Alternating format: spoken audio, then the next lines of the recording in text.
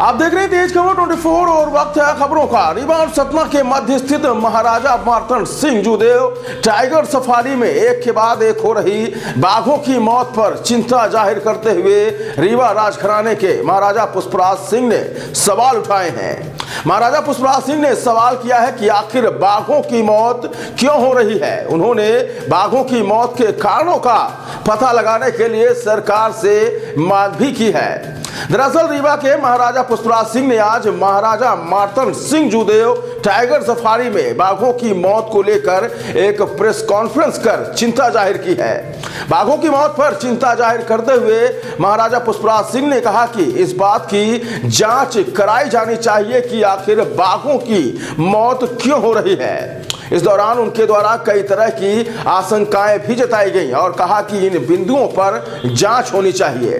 उन्होंने कहा कि पत्र के माध्यम से मुख्यमंत्री शिवराज सिंह चौहान को भी अवगत कराया गया है, जिसमें वेटनरी डॉक्टरों से लेकर कई तरह के सुझाव भी दिए गए हैं। 2 साल पहले खुला भारत का और विश्व का पहला सफेद बाघ सफारी, जिसको नाम दिया गया Maharaja Martand Singh safari, white tiger safari. बड़ी उम्मीद, बड़ी आशा हर क्षेत्र में लेकर आया था। इससे बहुत सारी उम्मीदें जो जुड़ी थी पर्यटन के क्षेत्र में, इससे जुड़ी थी पर्यावरण के जगत में, इससे जुड़ी थी पूरे इस रीजन को भारत के ही नहीं अपेक्षा पूरे विश्व के मंच पर ले जाकर खड़ा करने की। उन आशाओं पर कहीं ना कहीं विगत कुछ महीनों से अजीबोगरीब प्रश्न चिन्ह खड़ा हो रहा है।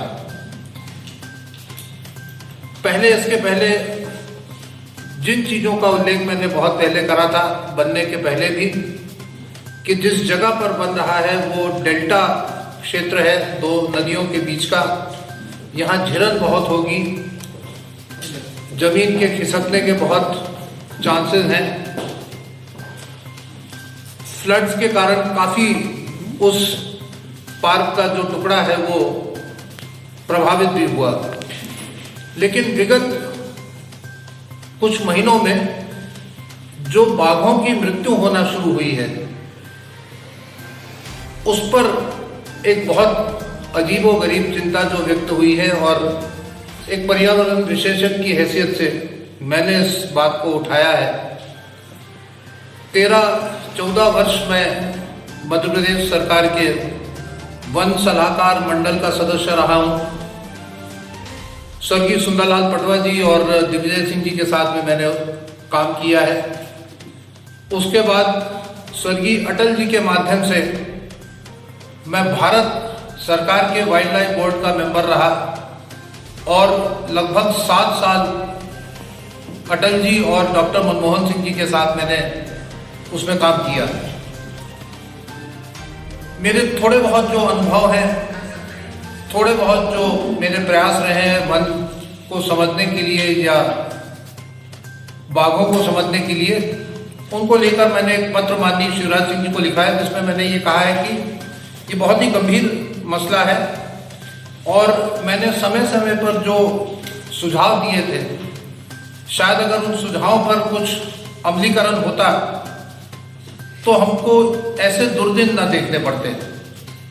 आपको जानकारी दे दूं कि लगभग 7-8 दिन पहले सफेद बाघ गोपी, उसकी मृत्यु हुई।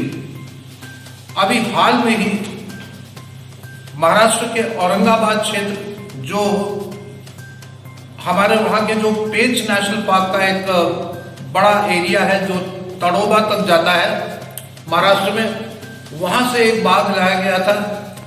नकुल उसका नाम था, पीला बाघ। उसको भी यहाँ रखा गया था, उसकी भी डेथ हो गई। मैंने जो संभावनाएं पहले भी व्यक्त करी थी वो अभी भी कर रहा हूँ और इस पत्र के माध्यम से मैंने लिखा भी है, जिसमें मैंने कहा है कि वहाँ पर बाघों का विशेषज्ञ वेटरनरी डॉक्टर नहीं है। जब हम इतना बड़ा विश्वव्यापी स्तर पर एक जू बनाते हैं और उसकी कल्पना करते हैं